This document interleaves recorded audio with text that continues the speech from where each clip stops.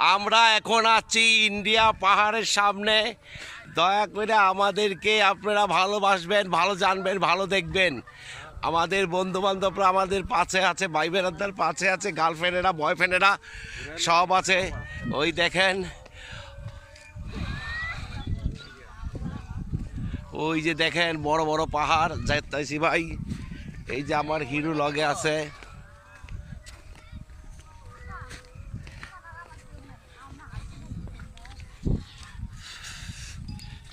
Fight director Ali ভাই আছে, dance director আমাদের সাথী আপু আছে।